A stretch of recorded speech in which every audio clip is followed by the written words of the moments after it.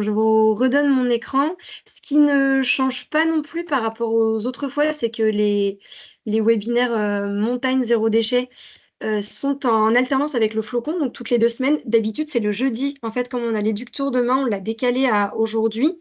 Et le prochain rendez-vous pour vous, c'est un webinaire flocon vert le 22 mai 2025, donc prochain, sur la participation citoyenne. Et nous, notre intention sur le webinaire montagne zéro déchet, c'est toujours à la fois de vous partager les chiffres que d'ailleurs certains et certaines d'entre vous, je pense, commencent à bien connaître pour cette année, et parler des initiatives concrètes qui sont mises en place. Et aussi, comme d'habitude, vous avez les précédentes éditions sur la chaîne YouTube. Vous avez ceux de la première année où on parlait des déchets concrètement qu'on trouvait et qu'est-ce qui était mis en place sur les territoires pour les réduire. Et puis après, tous ceux de cette année qui ont des thèmes divers et variés autour de l'eau, de la réduction, etc. Ça, n'hésitez pas non plus aussi à mentionner si vous vous présentez entre vous, si vous êtes déjà signataire de la charte et si vous avez rédigé un plan d'action, parce que ça peut aussi en inspirer d'autres. Et pour nous, c'est très important que ça fasse tache d'huile, et vous, je pense que vous savez très bien que c'est dans votre manière de faire d'essayer d'essaimer les bonnes pratiques, parce qu'il y en a plein dans nos montagnes. Et donc, là, comme d'habitude, je vais faire un bref récap du projet. Et puis après, on aura des intervenants et des intervenantes qui vont nous parler de ce qui se passe chez eux, à la fois sur de l'hébergement, de la restauration, et puis aussi sur la question des chantiers. Donc, l'association, je pense que je vais la représenter en 2 mots parce que vous la connaissez bien maintenant. On a plus de 20 ans, on parle de sensibilisation et d'éducation à la transition écologique en montagne, et si vous nous connaissez, vous connaissez aussi nos manières de faire, qui sont notamment de travailler avec tous et de faire du changement une démarche positive autour d'alternatives concrètes.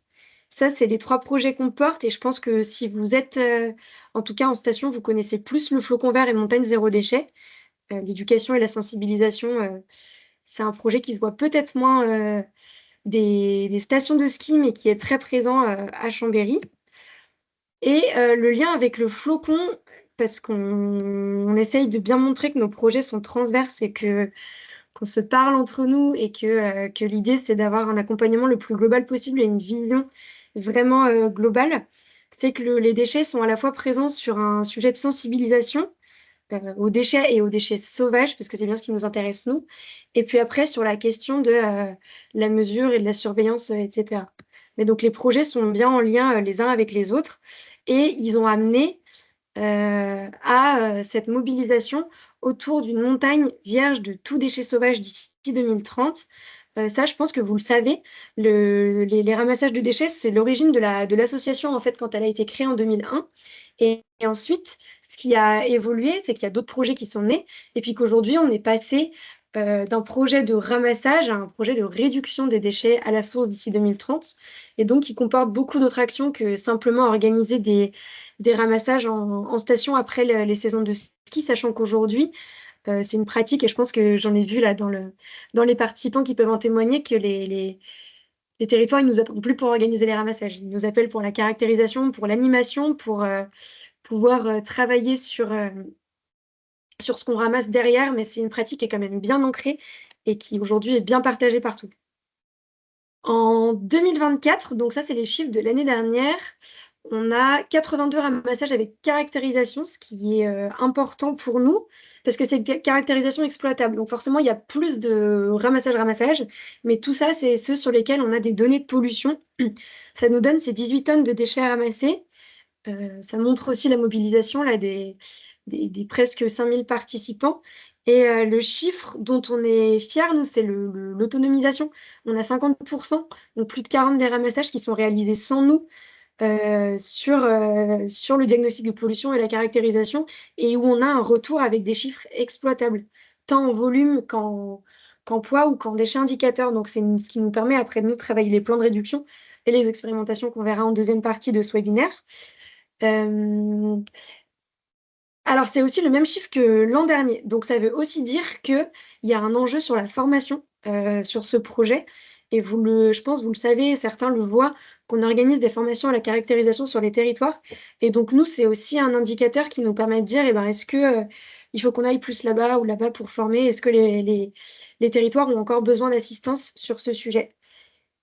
Les 140 tonnes, c'est parce qu'on voulait vous partager le chiffre global, si les ramassages avaient eu lieu dans toutes les stations et si à chaque fois tout le domaine skiable était ramassé, hein, ce qui est pas le cas.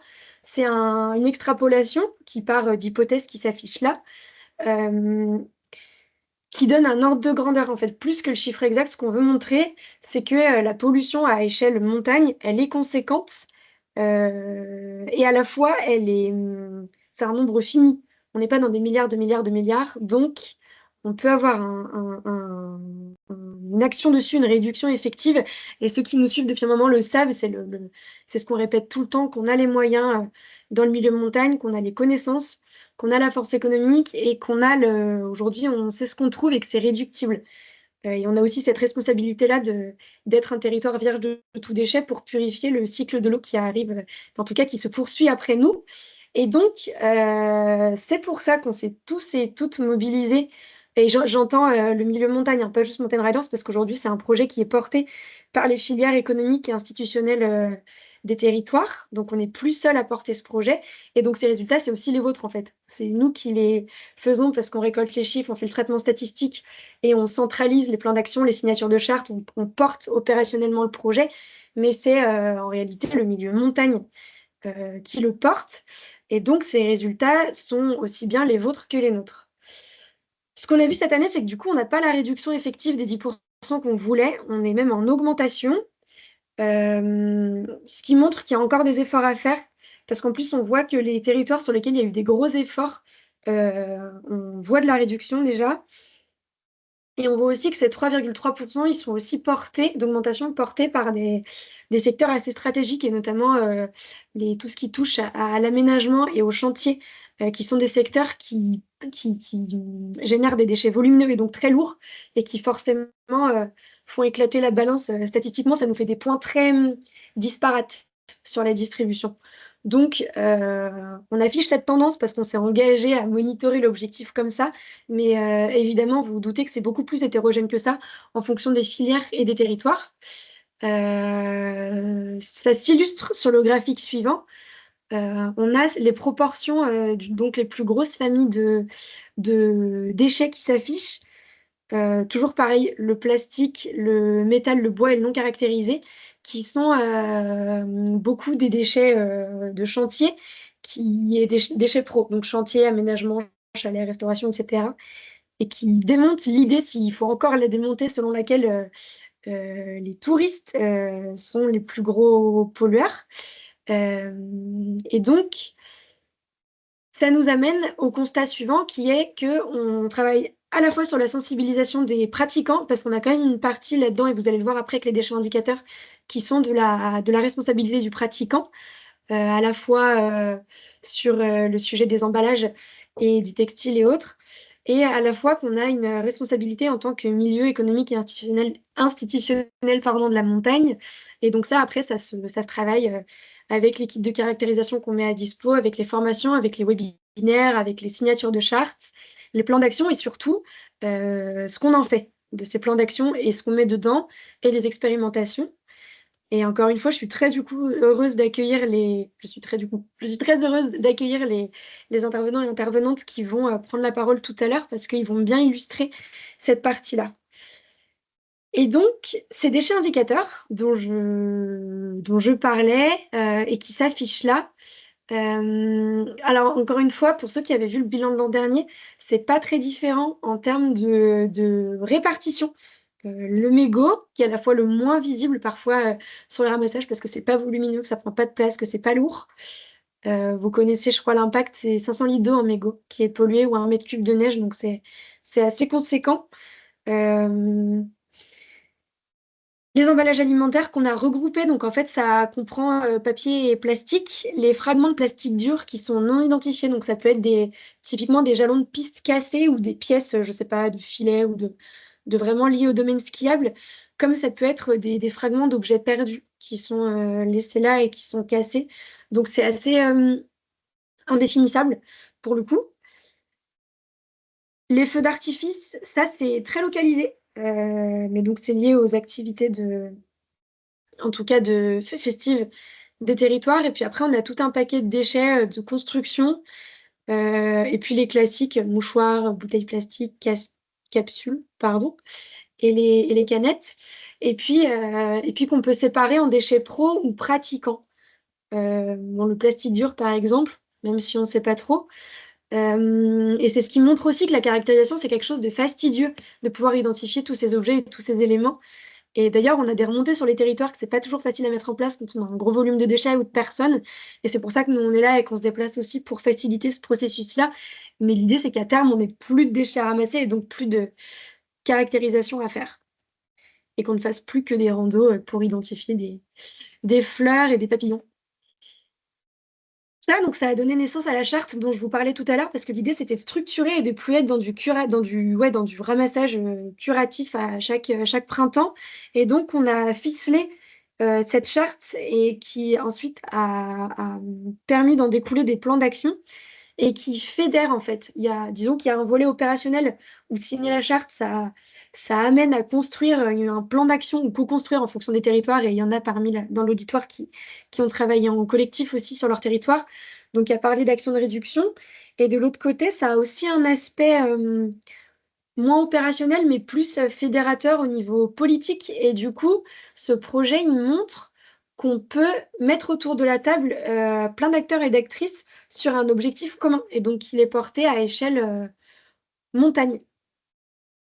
Ça amène donc à cette charte, réduire, sensibiliser, collecter, évaluer, mais que je pense que vous connaissez bien. La présentation, de toute façon, je vous l'enverrai. Et, et donc là, vous avez un aperçu des parties prenantes et co-signataires de la charte. Et je suis même pas sûre d'ailleurs que ça intègre les tout derniers qui nous ont rejoints, mais ça vous donne une idée de l'importance en fait que ça a de regrouper des personnes qui vont pouvoir mettre de l'énergie et des moyens et du temps sur ce sujet.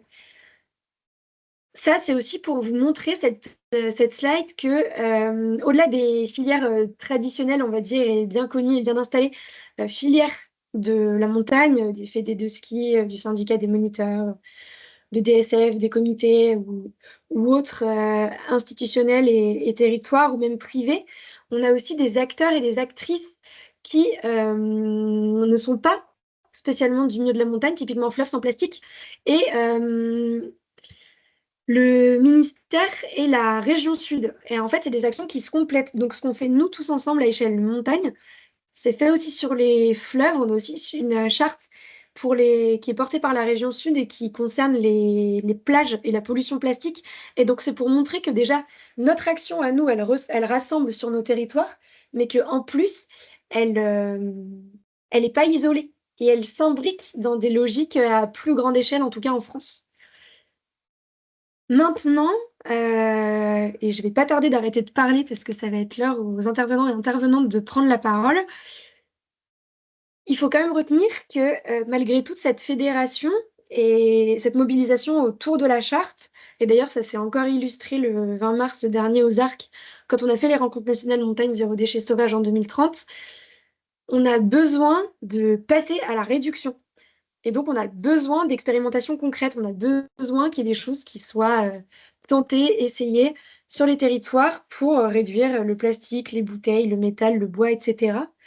Et que ça, la bonne nouvelle, c'est que chacun peut faire sa part à son échelle, parce qu'on a tous des pouvoirs d'agir sur différents sujets et après à différents niveaux de responsabilité sur les sujets. Et ça, c'est possible. C'est possible à échelle restaurant, c'est possible à échelle résidence, c'est possible à échelle domaine skiable, à échelle entreprise, à échelle mairie, à échelle magasin de ski, à échelle tout ce que vous voulez. Et on a des exemples pour montrer que ça fonctionne. Le premier que je vais citer d'ailleurs, parce que la personne ne pouvait pas intervenir, mais c'était super intéressant, c'est les Monts du Jura qui se sont emparés du sujet des mégots et qui ont fait des opérations de sensibilisation donc avec leurs salariés sur le domaine skiable. Donc, ils avaient des affiches à proximité des points de vente, ils ont donné des cendriers de poche, ils en ont profité pour passer des messages de sensibilisation. Donc, ils avaient toute une campagne d'affichage et des personnes qui étaient dédiées aux points de vente pour parler du sujet et parler aux gens et avoir une animation des fois en face à face, c'est parfois la meilleure des sensibilisations. Par ailleurs, ils ont fait faire leur cendrier de poche juste à côté, là, c'est par une entreprise locale qui s'appelle Ideal Box, et d'ailleurs dont ils vantent la qualité, donc si jamais vous cherchez. Et, euh, et surtout, et aussi, ils se sont bien assurés de l'adhésion de leurs équipes, typiquement aux caisses, aux remontées mécaniques, etc., pour que ce soit pas un projet uniquement porté par 3 ou 4 personnes au siège ou à la QSE, etc., ou à la RSE, mais que ce soit porté par l'ensemble des acteurs et des actrices du domaine.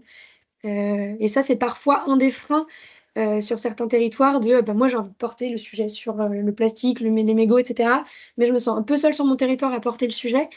Et donc là, dans les monts du Jura, ça n'a pas posé de soucis particuliers. Et ça me fait une petite porte ouverte pour vous annoncer ou vous rappeler, pour ceux qui la découvrent, qu'on a une campagne de communication qui est disponible et dont je pourrais vous retransmettre le lien par mail, qui est personnalisable et que vous pouvez prendre. Elle est libre d'accès sur notre site et qui se traduit, ben, là on voit la plagne aussi bien en digital que, alors la première photo c'est à La Rosière et puis la dernière ça doit être à Saint-Gervais. Donc les stations, elles se sont emparées des affiches qu'elles ont mises en grand. Elles existent aussi en format numérique, il y a des vidéos, enfin il y a vraiment beaucoup de choses.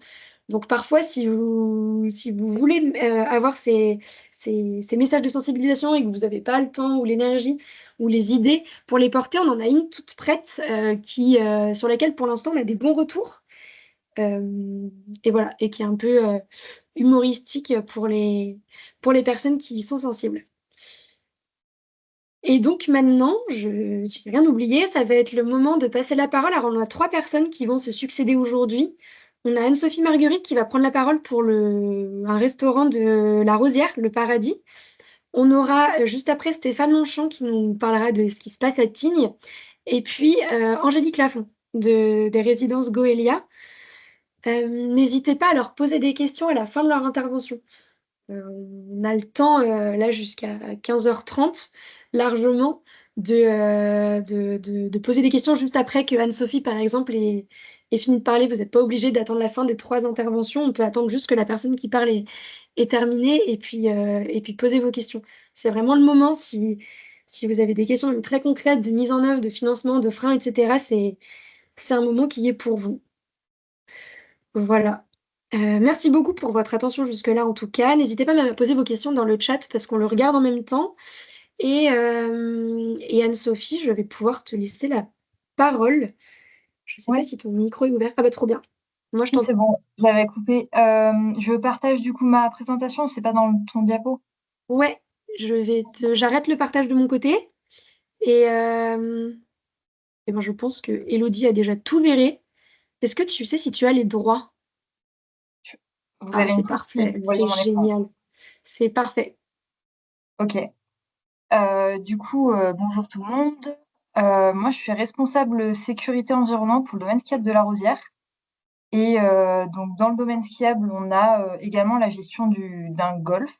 Et avec ce golf, en fait, on a construit il y a à peu près 4 ans un restaurant qui est donc le restaurant du Paradis. Et c'est de ça dont je vais vous parler aujourd'hui. C'est des actions qu'on mène là-bas en termes de réduction des déchets.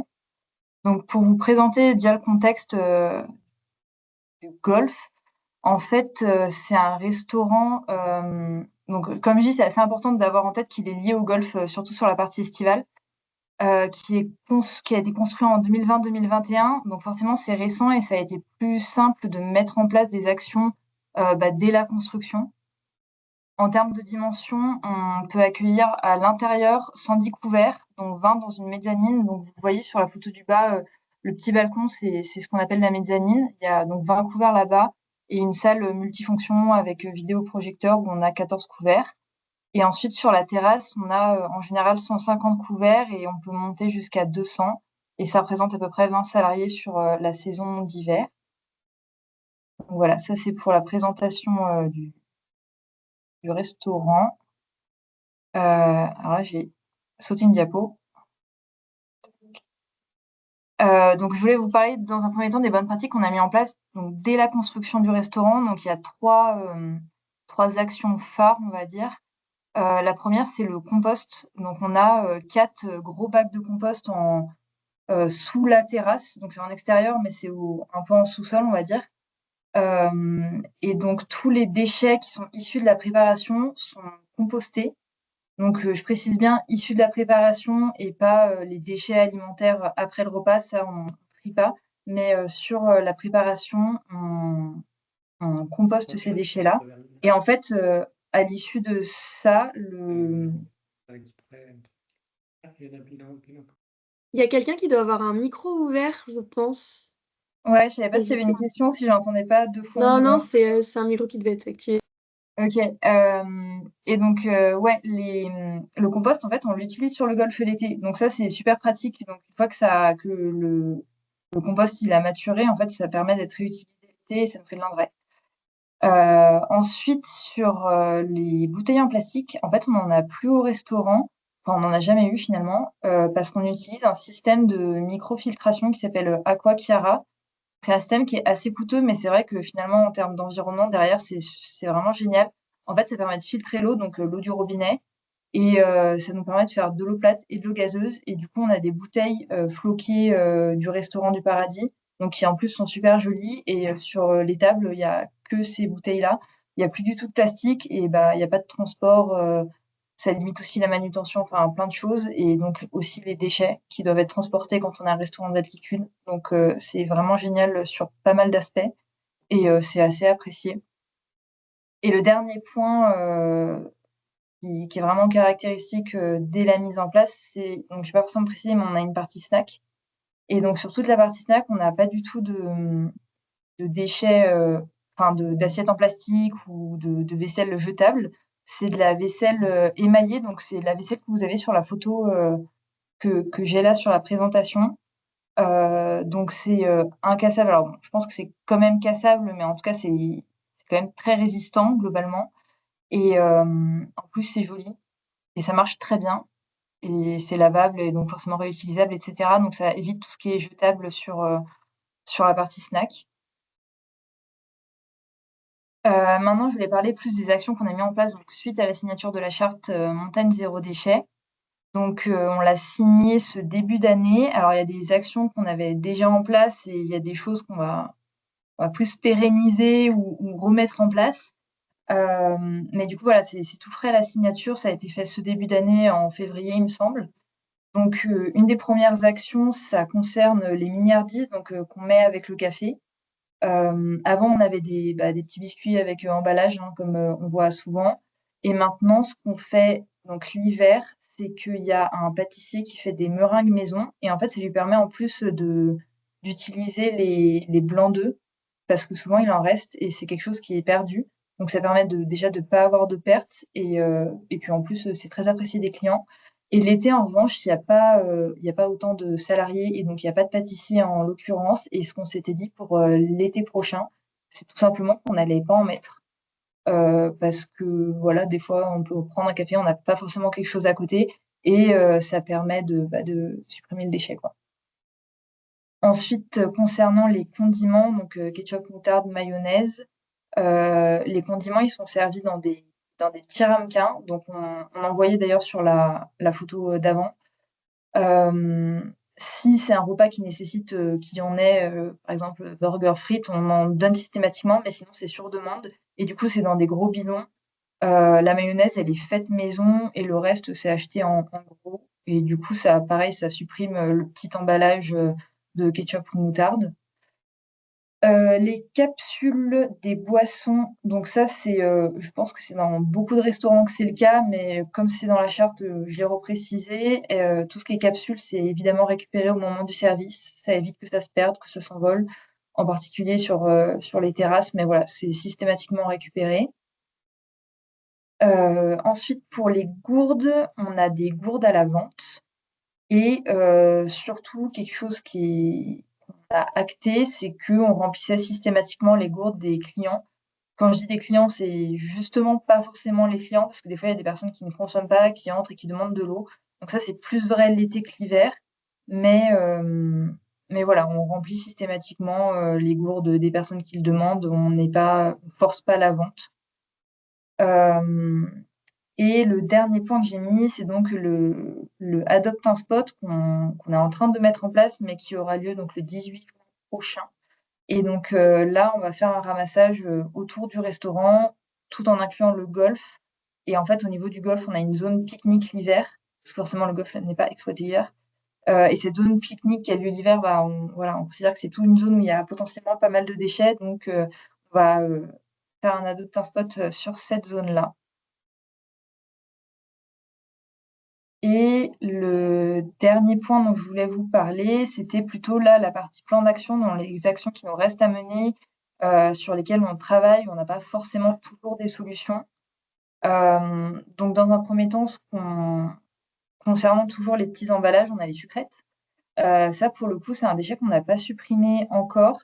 Donc on va faire, l'expérimentation cet été de mettre des pots avec des petits sucres et donc de les mettre à disposition. Ça, c'est l'avantage d'avoir un restaurant qui est exploité autant l'été et l'hiver. C'est que l'été, comme forcément on a beaucoup moins de passages, ça permet d'expérimenter des choses et d'ensuite de voir si ça marche l'été, bah, de se dire: «Ça pourra peut-être marcher l'hiver» et si ça marche pas l'été, bah, ça marchera pas l'hiver. Donc voilà. On utilise, la période estivale où c'est un peu plus tranquille pour faire des expériences. Donc on va mettre ça en place cet été. Ensuite pour les mégots, on va, donc, je suis en train de chercher un prestataire pour travailler autant pour le Paradis que pour le domaine skiable sur, la collecte et la valorisation des mégots. Donc, au niveau du restaurant, c'est pas tant la collecte parce que pour le coup, on propose des cendriers aux personnes qui le demandent, mais c'est aussi, bah, tous ces mégots qu'on récupère, de les faire, valoriser derrière. Et donc, sur la partie domaine skiable, c'est vraiment les 2. Mais donc là, c'est vraiment la partie valorisation qui va nous intéresser et sur laquelle, bah, je travaille, en ce moment. Ensuite sur la partie des éco-cups, aujourd'hui, ce qu'on s'est dit, c'est surtout qu'on allait essayer de limiter au maximum tout simplement l'utilisation des éco-cups. Il y a eu pas mal de choses qui ont été faites. Dans un premier temps, on en avait des floqués, donc autant dire que les éco-cups floqués, au nom du restaurant, ça se faisait voler, systématiquement. Donc ça, ils ont très vite arrêté. Ensuite, il y en a eu des pas floqués, mais avec consigne. La consigne, globalement, ça marchait pas très bien. Donc c'était quand même perdu. On en retrouvait des, qui s'envolaient, des cassés et cetera. Donc forcément, c'est du plastique. Et donc ce qu'on s'est dit aujourd'hui, c'est tout simplement qu'on limitait au maximum d'en utiliser. On en utilise encore, mais à terme, on voudrait juste, éliminer tout ce qui est éco-cup parce que finalement, bah, c'est du plastique qui se perd dans la nature. Voilà, donc je sais pas si là-dessus, il y en aura d'autres qui auront peut-être des solutions, mais nous, ce qu'on s'est dit, c'est tout simplement qu'on essaierait de plus en avoir. Et les 2 derniers points, c'est vraiment de la sensibilisation, donc des salariés et des clients. Et donc les salariés, eux, c'est vraiment, des réunions de début de saison, formation de début de saison qu'on fait et qu'on développera davantage sur ce volet-là. Et pour les clients, aujourd'hui, ce qu'on a, c'est surtout le site web, mais on ne sait pas encore exactement comment on développera la communication, plutôt, directement au restaurant. C'est vrai que c'est pas facile de sensibiliser quelqu'un, qui est au ski en train de manger à sa pause, de lui faire une réelle sensibilisation, à tous ces enjeux-là. Mais, ça c'est voilà, les actions qui nous restent, à venir et pour lesquelles on n'a pas encore, de solution, définie. Voilà, donc, c'est tout ce que j'avais à présenter. Si vous avez des questions, Super. Merci beaucoup Anne-Sophie. avec avec plaisir. Si donc vous avez des questions, n'hésitez pas à ouvrir vos micros et à les poser directement. Et si c'est pas le cas, moi j'en ai, à savoir, est-ce que, enfin déjà, ce que je retiens de la présentation, c'est, enfin j'ai entendu quelque chose qui était, l'importance de peut-être d'expérimenter à un moment où on n'est pas dans le jus. Tu parlais de l'été pour pas se mettre en difficulté Ouais. et de prendre le temps, et du coup peut-être sur d'autres, territoires et d'autres, domaines d'activité de tester des choses peut-être à petite échelle avant de répliquer directement à l'ensemble de l'activité? Ouais. Je sais pas si tu as quelque chose à dire là-dessus ou si j'ai bien résumé ou Non, tu as bien résumé, j'ai pas grand-chose à dire de plus. C'est vrai que j'imagine, c'est pas forcément tous les restaurants qui ont cette activité. Il y en a qui fonctionnent que l'hiver. Nous, ouais, on a cette, chance, si je puis dire, de travailler l'été, ce qui fait qu'effectivement, il y a des choses où on se dit: «Ça va pas marcher, ça va être trop compliqué» et donc là, pour un peu pousser les choses, et on va dire, ouais, c'est ça, ça permet de pousser, en fait et finalement, des fois, je pense qu'il y a des habitudes qui sont pas si difficiles que ça à prendre, qui paraissent, enfin, qui font peur et en fait, de les mettre en place à des moments où on s'inquiète un petit peu moins du problème, ça permet aussi de se rassurer sur le fait que c'est pas si compliqué que ça à mettre en place. Alors, évidemment, il y a des choses qui sont compliquées à mettre en place, mais, le fait de pouvoir l'expérimenter à un moment où on est un peu rassuré sur le fonctionnement, je pense que c'est une bonne méthode pour, mettre, un premier pas dans le dans la démarche, quoi. OK. Et est-ce que, vous avez identifié des freins, enfin des choses qui étaient plus compliquées, notamment toi, tu pas enfin tu bosses pas au restaurant, par exemple? Est-ce que ça a Ouais. été facile d'entraîner, du monde dans la démarche et cetera? Alors pour moi non, parce qu'en fait, comme je le présente dans le enfin comme je l'ai un peu présenté, le restaurant en fait dès sa construction ça a été mis en place. C'est pas que des habitudes qu'on a changées, c'est des habitudes qu'on a créées dès la création du restaurant. Donc il y a pas eu ce truc de se dire, «Ah on faisait comme ça avant et maintenant on doit changer». En fait, dès le départ, OK, il y avait beaucoup de choses qui étaient en place et je pense que ça fait vraiment partie du fonctionnement du restaurant. Donc non, pour moi, ça a pas été compliqué. Après, je comprends que selon le contexte, ça puisse être plus ou moins compliqué. Mais de mon côté, non, j'ai pas à me plaindre clairement, en plus, le gérant du restaurant, il est quand même assez là-dedans, donc c'est pas trop compliqué. Après, évidemment, il y a toujours des questions de logistique qui font qu'il va me dire, bah, des fois, «Oui, non, ça, c'est trop compliqué» et je l'entends aussi, il faut avoir, un recul sur l'aspect logistique qu'on n'a pas forcément. Mais ouais, globalement, quand on a quelqu'un qui a envie d'y aller, il y a beaucoup de choses qu'on peut mettre en place, facilement, quoi. OK. Merci. Et est-ce que tu arriverais, alors la question est peut-être pas facile, à identifier, je sais pas, 2 ou 3 éléments clés, pour la réussite d'un projet comme ça? Peut-être même indépendamment d'avoir, pensé le restaurant comme ça dès le début? Genre ce qui te paraît le plus important, dans la manière que vous avez eu de faire? Avoir, j'ai envie de dire avoir quelqu'un qui porte vraiment la démarche. Ça, c'est pour moi, c'est clé. Si on va dans une démarche pour des mauvaises raisons, en fait, j'ai l'habitude de dire que quelle que soit la raison, c'est bien tant qu'on y va, mais en fait, c'est bien, mais ça tient pas dans le temps. Si on veut que la OK, démarche elle tienne, faut avoir un peu envie, et comprendre pourquoi ça fonctionne. Alors c'est sûr que du coup, des fois ça peut créer des freins, mais si on sait pourquoi on y va et qu'on a envie d'y aller, globalement, on peut faire beaucoup de choses et souvent, c'est le plus gros frein, c'est le fait de le faire pour des mauvaises raisons parce que, enfin, il peut y en avoir plein, mais le fait de le faire pour des mauvaises raisons, en fait, finalement, on se rend compte que ça tient pas dans le temps. Donc, j'ai envie de dire, la sensibilisation, comprendre, les fresques du climat, enfin, voilà, il y a des méthodes qui peuvent permettre de plus sensibiliser et d'avoir envie d'être acteur. Mais si on n'a pas un peu cette envie-là, je pense que ça peut être vite bloquant dans une démarche. OK. Merci beaucoup. Est-ce que tu as d'autres, conseils à partager ou? Non, je pense que c'est tout ce que j'avais. J'ai pris l'essentiel, enfin le principal. Trop bien. Eh bien, merci beaucoup. Je ne sais pas si vous voyez ma présentation de nouveau? Moi, je la vois. Trop bien, parfait. Eh ben, merci Anne-Sophie, et on va accueillir Stéphane, Longchamp de Tignes. Je ne sais pas s'il est arrivé. Il avait peur d'être un peu court en temps. Alors, je vous rassure, Ojegad, je vais le remplacer parce qu'effectivement, il était sur 2 webinaires en même temps. Et, Ah oui.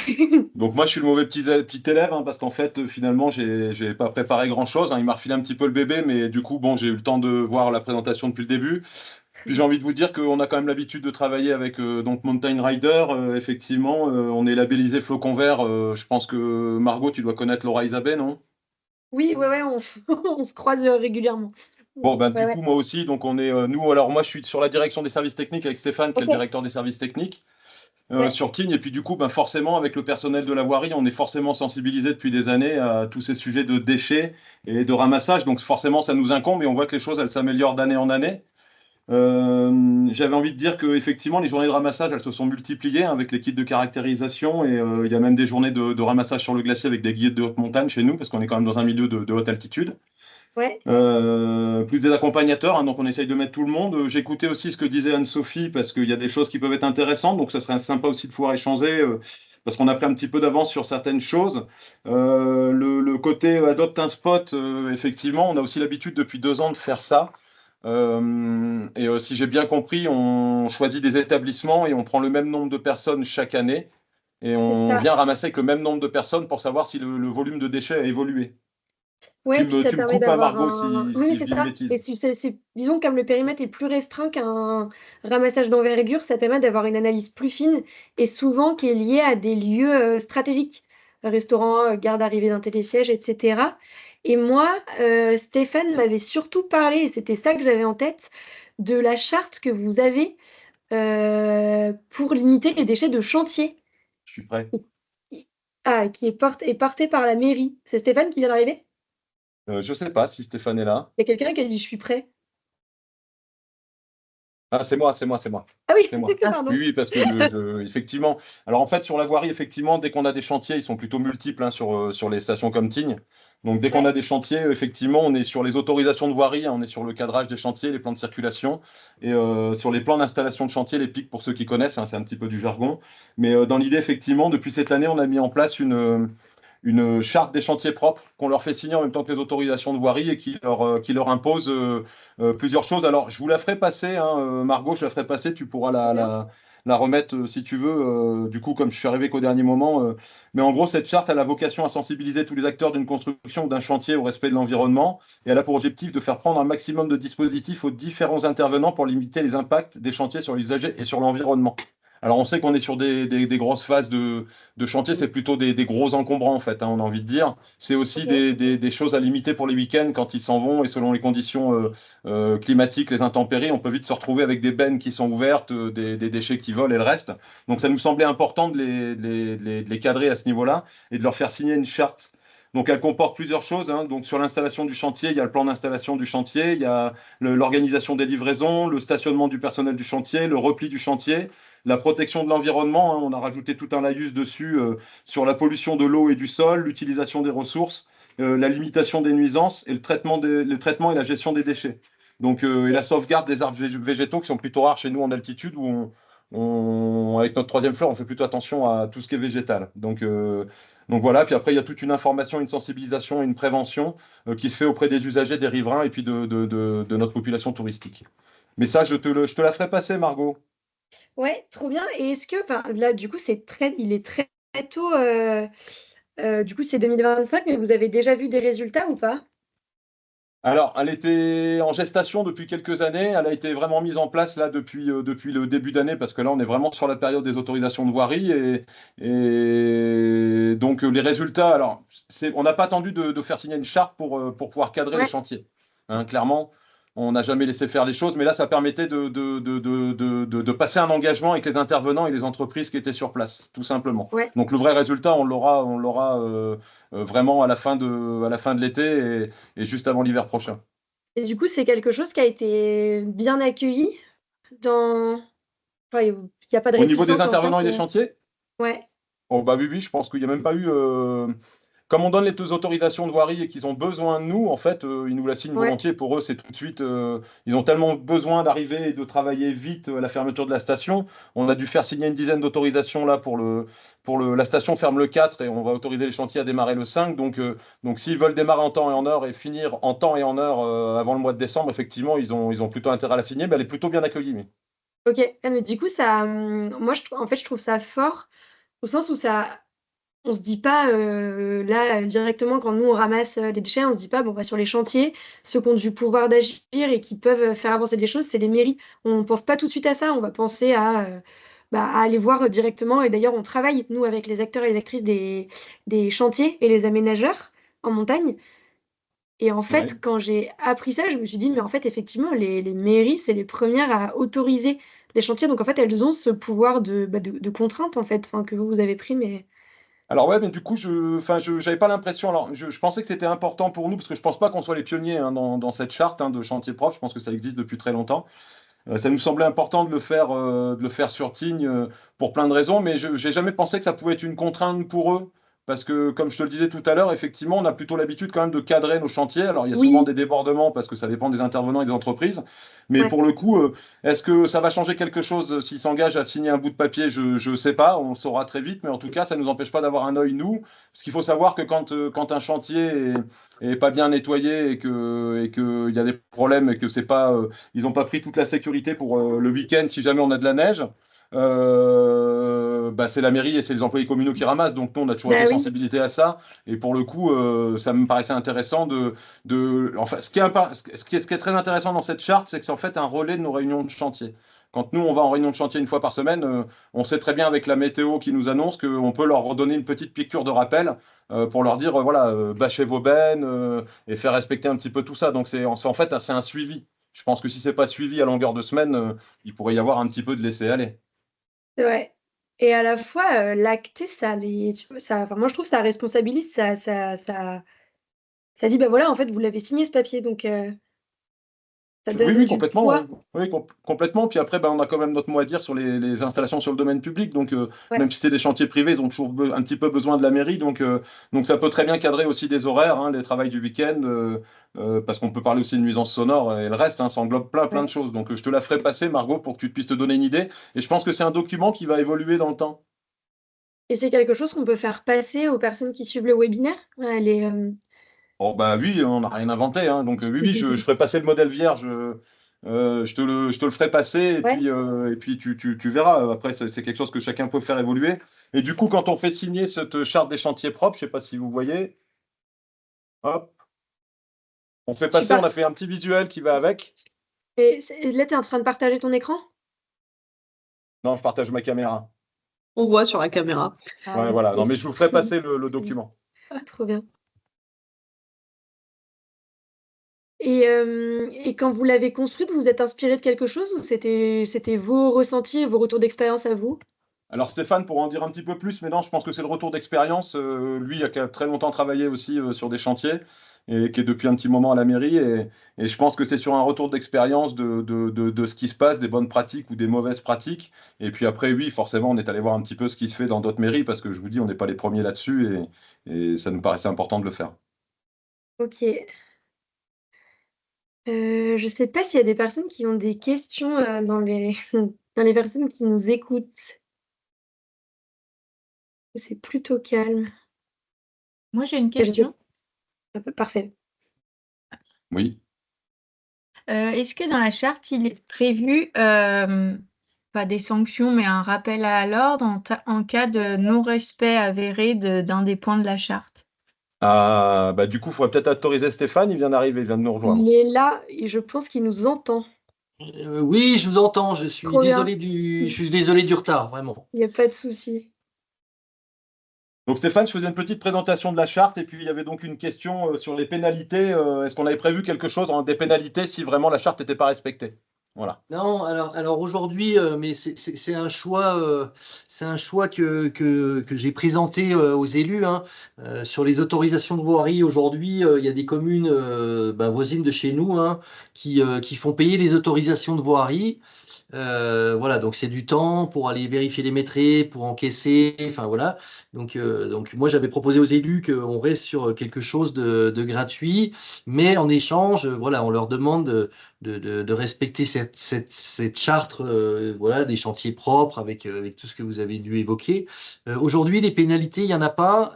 Les pénalités, en fait, elles sont mises dans le règlement de la police municipale. C'est-à-dire qu'à un moment donné, il y a l'amende simple si on constate des choses, et après, il y a une amende plus conséquente s'il y a des gros débordements qui est 1 500 €, quoi, hein. Aujourd'hui, comme exemple, ceux qui connaissent Tignes, on a eu un chantier au Lavachet où le mec n'a pas eu la benne de gravat en temps et en heure. Ils ont tout balancé par la fenêtre sur le terre-plein et la pelouse. Donc, je vous imaginez les voisins et l'image que ça avait. Donc là, la police municipale est allée en leur disant, voilà, aujourd'hui, l'amende, quand on constate ça, c'est 1 500 €. Donc, vous avez 24 heures pour régler la situation. En 24 heures, tout était propre, quoi. Voilà. Donc, on a un bras de levier derrière et le bras de levier, c'est la police municipale chez nous. OK, ouais, donc il y a quand même un petit peu de contrainte derrière. Enfin, c'est pas complètement vous êtes pas démunis quoi sur ce sujet. Non, non, on n'a pas démuni parce que voilà, la police municipale avec qui on bosse, eux, ils font respecter les arrêtés d'autorisation du domaine public. Voilà, donc dès l'instant où c'est eux qui font l'arrêté et c'est eux qui le font respecter, nous, si on constate quelque chose, la première démarche, c'est d'aller les voir parce que voilà, parce qu'on les connaît, les entreprises. Et la deuxième, on envoie la PM qui disent attention, voilà, la situation est amendable et s'il n'y a pas de Je crois que j'ai réaction encore derrière, perdu. c'est des amendes. Ok. Est-ce qu'on a des questions? Je sais pas, Pauline, ça a répondu à ton interrogation? Oui, très bien, merci. Est-ce qu'on en a d'autres, des questions sur le sujet? Et puis sinon, bah, merci beaucoup du coup de vous être, rendus disponibles à 2 pour parler de ça. Et puis la prochaine et dernière intervenante, c'est, Angélique Lafont, que certains ont vue aussi, comme Anne-Sophie d'ailleurs, le 20 mars et qui va nous parler de ce qui est possible de faire aussi et de ce qui est mis en place dans les résidences Goélia. Bonjour à tous. Voilà. C'est bon, tout le Bonjour monde m'entend? Angélique. Parce que je suis pas Super. sûre d'avoir une super connexion, donc Voilà, c'est parfait. OK, super. Donc moi, je représente le groupe Goelia. On a donc signé la charte avec Mountain Rider, janvier ou début février 2025, donc de cette année. On a 22 résidences dans les Alpes et on a décidé pour l'instant de mettre la charte en place sur 4 résidences test. Évidemment, les résidences où nos équipes étaient les plus sensibilisées et motivées à mettre ça en place. Nous, c'était en toute logique puisque ça vient s'ajouter à notre charte éco-responsable qui existe déjà au sein du groupe Goelia. Donc, c'est vraiment complémentaire, les 2 chartes. Et c'est surtout, comme on disait, on l'avait échangé aux arcs, voilà, les hébergeurs, généralement, on est les premières personnes que les clients voient en arrivant dans les stations. Et je pense que c'est dès le départ qu'il faut, dès la porte d'entrée du parcours client et du séjour client dans la station, ben voilà, pouvoir les sensibiliser, les informer tout de suite dès le premier jour de leurs vacances. Surtout que souvent en vacances, comme on l'avait déjà dit aussi, bah voilà, en vacances j'oublie tout, donc la majorité des gens restent très respectueux, mais voilà, on a tendance aussi à être moins, voilà, faire moins d'efforts en vacances. Donc ça nous paraît hyper important d'en remettre une couche, entre guillemets. Donc nous, comment ça s'est passé au niveau de la mise en place de cette charte? D'abord, c'est la diffusion des campagnes de com de Mountain Rider. Donc sur nos formats, sur nos supports numériques, donc exemple via les livrets d'accueil numérique, mais aussi les campagnes d'affichage. Et concrètement également, on a mis en place les coins café et les pots d'accueil zéro déchet. L'objectif, c'est donc de bannir et d'éliminer tout ce qui est déchets plastiques, gobelets, papier, touillettes, tout ce qui est voilà, conditionné en dosettes individuelles, etc. Pour la nourriture, voilà, choisir de la nourriture en vrac ou en découpe. Et le plus important, donc la vaisselle, c'est ramène ton mug. Donc pour nos coins café qui sont présents dans toutes nos réceptions, bah, c'est le client amène son mug ou aussi on met à disposition de la vaisselle réutilisable et lavable. Et idem pour les pots d'accueil. On demande à nos clients de ramener leur verre ou leur mug, ça peut marcher aussi, afin de bannir tous les gobelets. Et également aussi, on a essayé de mettre en place à côté de nos points café et lors des pots d'accueil, des petites boîtes à idées pour avoir les retours clients concernant la campagne, les actions, les difficultés et contraintes, etc. Euh, il y a aussi évidemment Adopte un spot pardon, en fin de saison à organiser cette année. Nous avons un regard aussi par rapport à nos fournisseurs maintenant, par rapport à tous les sujets les politiques RSE, le recyclage, etc. Et bien sûr, on aimerait bien aussi faire des actions lors des AG de copropriété auprès des propriétaires non bailleurs, notamment. Parce que nous, du coup, on va pouvoir sensibiliser directement nos propriétaires bailleurs. Mais les non-bailleurs, je pense que les agents de copropriété, ça pourrait être intéressant aussi si la résidence est partenaire de Mountain Rider, de pouvoir aussi passer le message, la communication lors de ces événements-là. Voilà pour l'instant où on en est. Alors, il y a encore plein de choses à mettre en place au niveau du plan d'action on est en train d'y réfléchir avec mes équipes. Et bien sûr, l'objectif, ça serait d'étendre ça sur l'ensemble de nos résidences des Alpes. Trop bien. Merci Angélique. Je voulais juste te demander, moi, et pareil, s'il y a des questions dans les participantes, n'hésitez pas à m'interrompre. Sur les opérations Ramène ton mug, là, les coins café, etc., ça a été reçu comment par les clients? Alors, ça a été déjà difficile avec les équipes, même si tout le monde, enfin voilà, comme je l'ai dit au début, on a choisi nos sites selon la sensibilité plus ou moins développée sur ce sujet ou des mini-actions qui étaient déjà en place sur nos résidences. Franchement, déjà, les équipes, ça a été une contrainte parce que c'est quand même une petite révolution. Et ramène le mug, en fait, ça se fait petit à petit. Au début, Ok. voilà, c'est compliqué pour les clients de comprendre que au pot d'accueil et au coin café, voilà, il faut venir avec sa vaisselle. Mais je pense que c'est comme pour tout, avec un peu de temps, plus de communication, de la sensibilisation, ça va s'installer naturellement. Ok. Ok, ok. Celui qui Et ramène vous... pas son mug, il boit pas un coup au pot d'accueil, de toute façon. Ah ouais? Non. Non, Mais non, vous en finissez, je buguais, j'étais là, mais non. c'est Mais non, mais de toute radical. façon. Et, mais du coup, c'est de la vaisselle que les clients ont dans les résidences et qui ramènent avec eux ou ils ramènent ça de... C'est la vaisselle qu'il y a dans les appartements. Généralement, nos pots d'accueil, on les fait le lendemain des arrivées. Donc, Ouais, ils prennent leur verre ou le mug qu'il y a dans leur appart et puis ouais, ouais, ils ont juste ils à descendent en descendre. réception avec.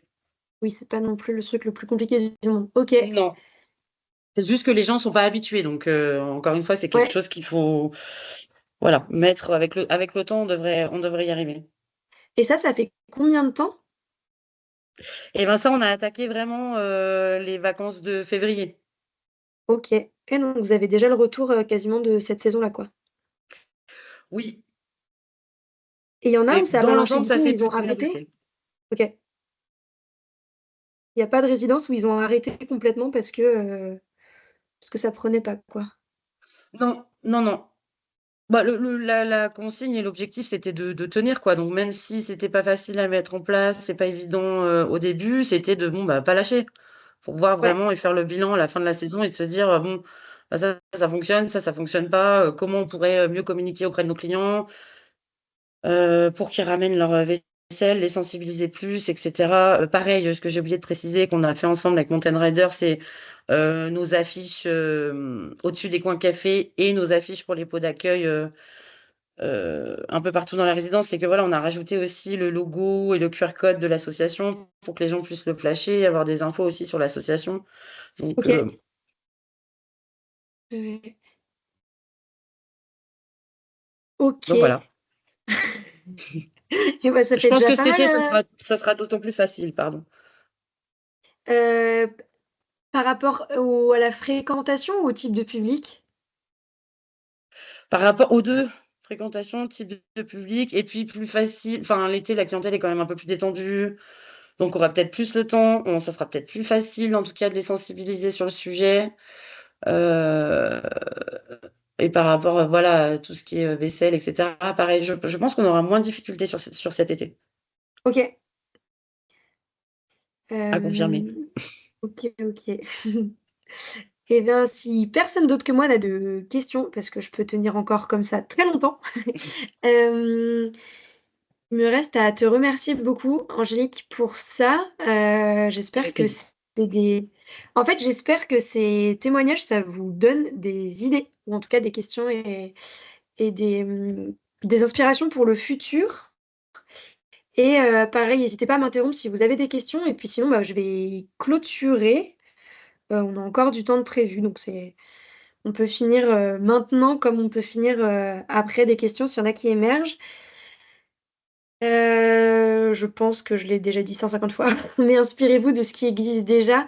En fait, nous, on essaye de le partager parce que parfois, on s'aperçoit que, on l'a vu des fois lors d'événements où, en fait, les territoires découvrent, enfin, et nous aussi, hein, depuis Chambéry, ce qui se passe parfois les uns à côté des autres. On ne se rend pas compte de ce qui est fait, alors que nous, le fait d'avoir des contacts avec vous de façon individuelle, bah, parfois, on a des trucs et on se dit: «Ah mais ce serait trop bien de le dire à tel territoire parce que peut-être qu'ils ont essayé de faire pareil» et cetera et donc c'est toute la philosophie de ces webinaires, c'est de pouvoir, partager l'info et qu'elle soit, diffusée à tous ceux et toutes celles qui voudraient se lancer et n'hésitez pas à faire des expérimentations parce que là, vous avez vu des témoignages où ça a fonctionné, où il y a pas eu, énormément de casse.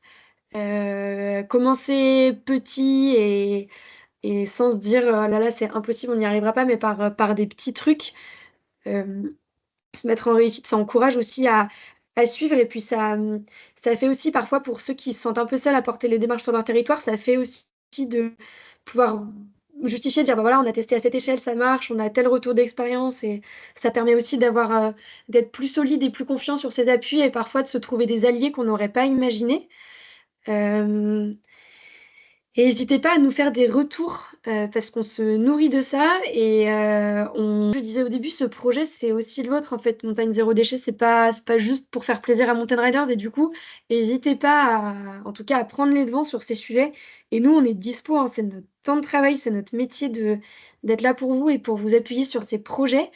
Hem, donc n'hésitez pas à revenir vers nous. Je vous partage rapidement les prochaines dates qui sont aussi dispo sur notre agenda. Déjà, on a une partie des ramassages là qui commencent à arriver sur les territoires et qui sont, tous recensés. Là, il y en a qu'un tout petit peu, mais qui sont tous recensés sur le site. Bah, l'Éductour, pardon, demain pour ceux qui sont inscrits. Le salon Alpipro, mais je pense que ça aussi, c'est des choses que vous savez déjà. Et puis on a aussi les rencontres Comprendre le flocon vert qui permettent, rapidement, de se faire une idée de la démarche pour ceux et celles qui ne la connaissent pas et donc dans un mois, le webinaire sur la participation, citoyenne qui concerne donc le flocon vert. Là, vous avez la newsletter que vous pouvez recevoir où on partage aussi un peu des exemples comme, ceux qu'on a eu pendant ce webinaire entre autres et des ressources. Quand on recense des choses qui nous paraissent intéressantes, on vous les partage et voilà et de toute façon, c'est une présentation que je vous enverrai donc vous aurez, de nouveau tous ces éléments. Voilà, je crois que je n'ai rien oublié. Encore merci à nos 4 du coup, intervenants et intervenantes du jour pour leur temps et leur dispo et tous les éléments qu'ils nous ont partagés. Moi, je vous envoie la présentation par mail et puis par ailleurs le webinaire donc je le mettrai en ligne sur la chaîne YouTube de l'association. Un grand merci à toutes et tous de l'avoir suivi Merci. et puis à bientôt. Merci, bonne Merci journée beaucoup. à tous. Au revoir.